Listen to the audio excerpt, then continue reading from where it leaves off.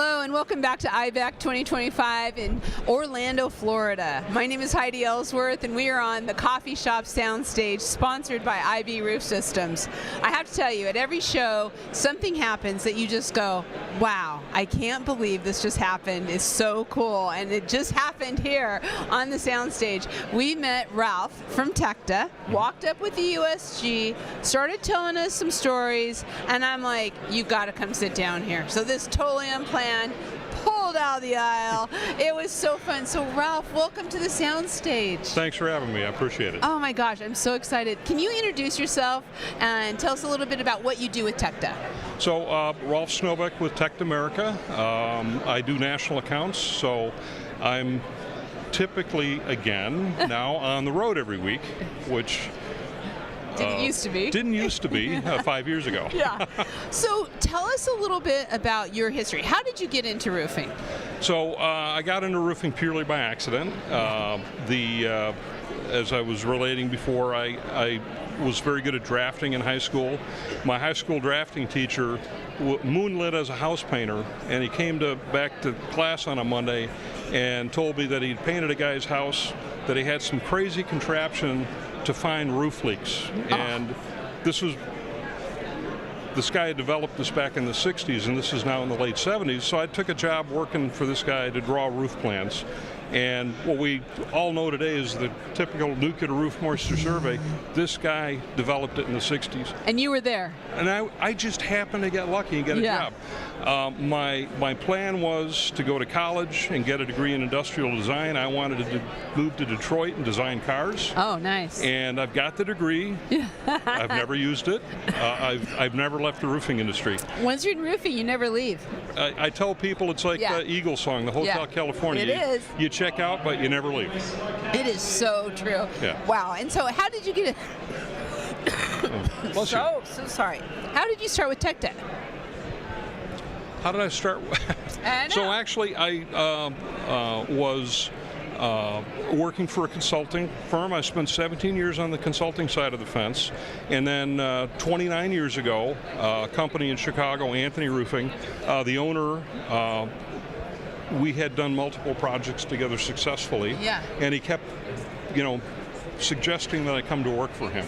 Yeah. And eventually that happened. Yes. So, and then 10 years ago, Tecta ended up acquiring Anthony. Okay. So I kind of consider myself a Tecta employee for 29 years. For 29 years. Yeah. That's awesome. That is so cool. Okay, so this is what really drew our attention. Your shirt, #Ralph the Roofing Guy. Mm-hmm. Okay, you are pretty dang well known on YouTube. Tell us how this all started. This is the best story ever. So it's a two-part story. Okay. When I started at Anthony back in the day, I would go to networking events, and I would get up and everybody asked to introduce themselves, and I'd say, my name's Ralph Snowbeck, and nobody would remember that. So I would just stand up and say, I'm the roofing guy. If you have a problem with a roof, come see me. There you go. That morphed into 5 years ago, the pandemic hits. And before that, on a typical year, I was on the road 46 weeks out of the year. Wow. Year in and year out. Yeah. And when you're in sales, you turn in a weekly report. And I discovered something, that people read them. Oh, man, I never knew. So I turned in my weekly like I typically did, and this was when the pandemic was really starting to heat up. And I got a call from Mark Santa Cruz, who was the president of the company at the time, and he goes, hey, Ralph, according to this, you're going to be in 6 states in the next 3 weeks. And I said, yep. He goes, you're not getting on a plane. Oh, man. I don't want any of my people getting sick. I'm shutting it down. You figure out how to do your job from behind your desk. So the world changed. The world changed. So I just added the first name to the roofing guy. Yeah. And started making videos, and it's kind of taken on a life of its own. That is so cool. So you started making videos, and at the time, it was still national accounts that you were working? Yes. So how did you made the videos, obviously it went up on YouTube, but how did you get that in front of your customers? I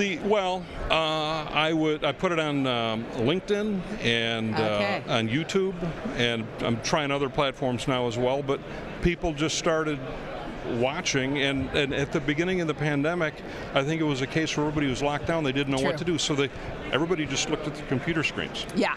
So. Yeah, we started Coffee Conversations in March of 2020, and we still do it twice a month now, just because that was how people wanted to.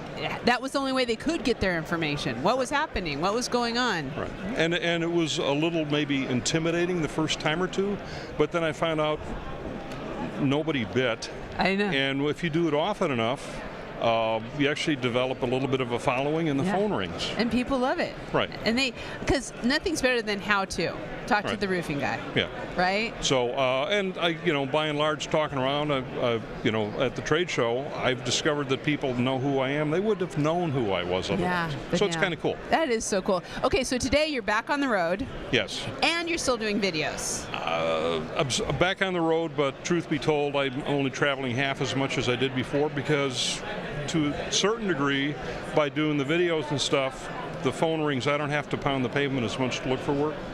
Some of that comes to me, which is nice. So, in a lot of ways, this is not the change, although terrible circumstances, we all know with what happened with the pandemic, but it has changed our culture in ways that have helped. And I would argue two things, one good, one bad.